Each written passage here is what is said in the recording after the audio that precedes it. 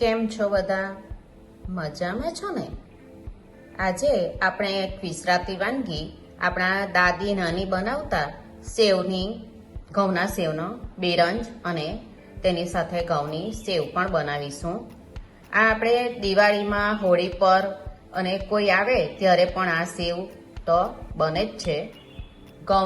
ઘઉંની સેવનો આ બિરંજ મેં આ રીતે કટકી પાડી છે, પણ તમે એમનેમ પણ એને સર્વ કરી શકો અને ફ્રીજમાં તો એ 3-4 દિવસ સુધી સારું રહે છે.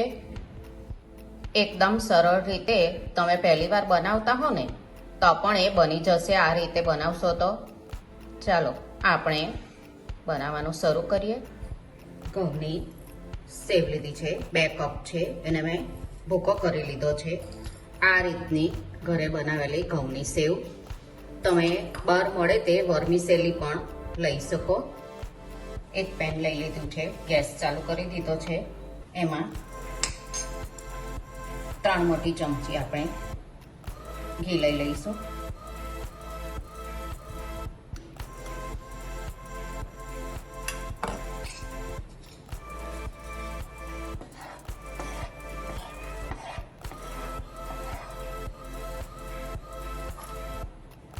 સેવ આપણે બધી એમાં લઈ લેવાનું. એને મીડિયમ ગેસની ફ્લેમ મીડિયમ જ રાખવાની.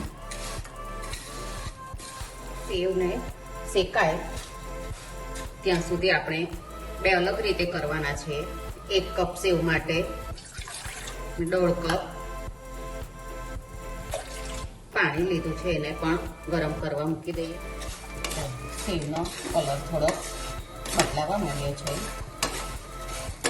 એમાં આપણે ડ્રાયફ્રૂટ તમને જે ગમતા હોય ને તે લેવાના. મેં કાજુ, બદામ અને કિસમિસ લીધે છે અને ઇલાયચીને આ રીતે આખી જ મેં લઈ લીધી છે.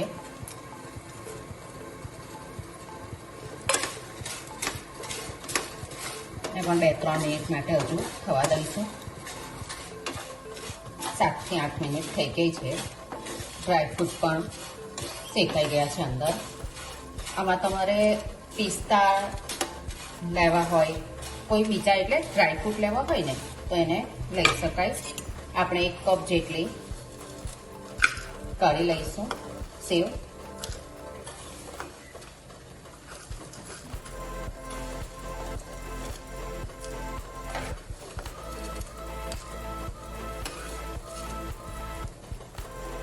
એક કપ સેવ છે તેમાં આપણે આ પાણી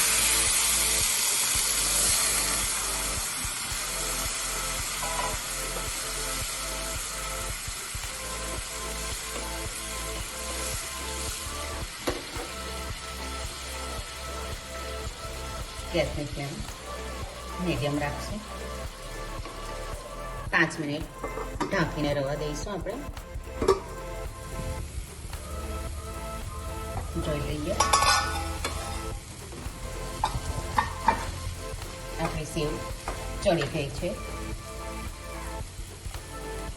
જો થોડીક પણ કાચી હશે ને ખાંડ આપણે નાખી દઈશું ને તો આપણી સેવ કાચી લાગશે અને સ્વાદ પણ ખરાબ લાગશે. સેવ એકદમ બરાબર ચડી જાય ને પછી જ અંદર ખાંડ લેવાની.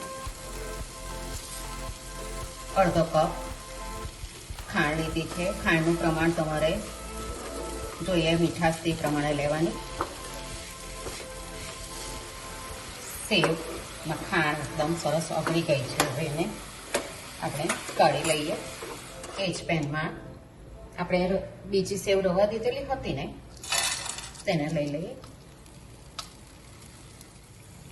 તેમાં 2 કપ દૂધ આપણે ઘઉંની સેવનો બિરંજ બનાવીશું. તમે દૂધ પાણી મિક્સ પણ લઈ શકો.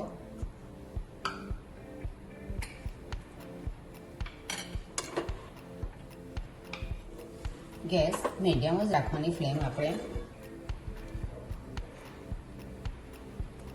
આ એક વિસરાતી વાનગી છે. પહેલા આપણી દાદી નાની આ રીતે ઘઉંની સેવનો બિરંજ બનાવતા. પાણીથી પણ આ બનાવી શકો તમે. એમાં નાની અડધી ચમચી જેટલું આપણે જાયફળ લઈશું, જાયફળનો પાવડર. તમને ગમતો હોય જાયફળનો સ્વાદ તમારે લેવાનો.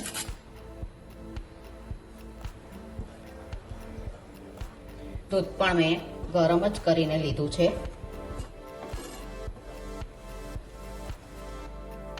કેસરને મેં દૂધમાં રાખેલું હતું. તમને ઓપ્શનલ છે, નહીં લેવું હોય ને તો પણ કંઈ નહીં. આનો ટેસ્ટ તમે ઘઉંની સેવની ખીર બનાવો ને દૂધ પાક તેના જેવો જ લાગશે. સેવ આપણી સરસ ચડી પણ ગઈ છે અને દૂધ બધું બળી ગયું છે. એમાં ખાંડ હાફ કપ લીધી છે. આપણે ટોટલ 2 કપ હતું ઘઉંની સેવ.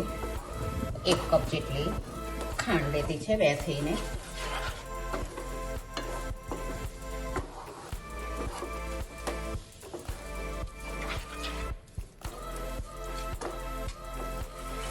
ખાંડ એકદમ સરસ મેલ્ટ થઈ ગઈ છે અંદર. આ રીતે થોડુંક લચકા પડતું જ આપણે રાખવાનું.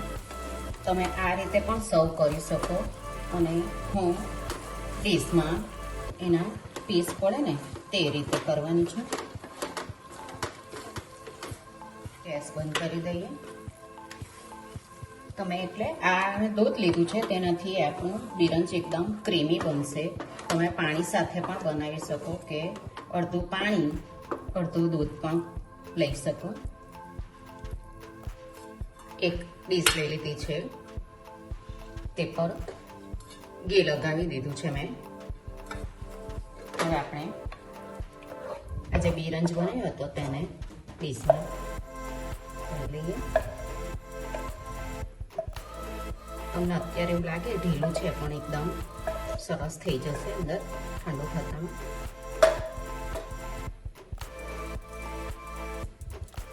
એના પર થોડીક બદામની કતરણ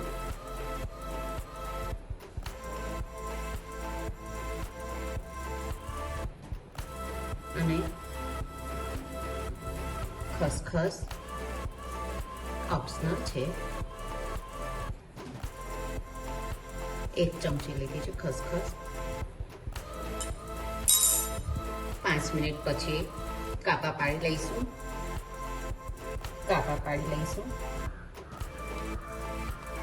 અડધો કલાક પછી આપણે એને કરશું ડીશમાંથી.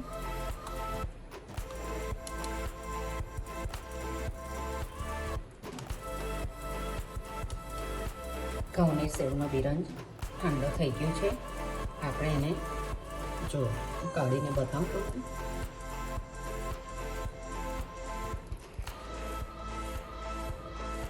જો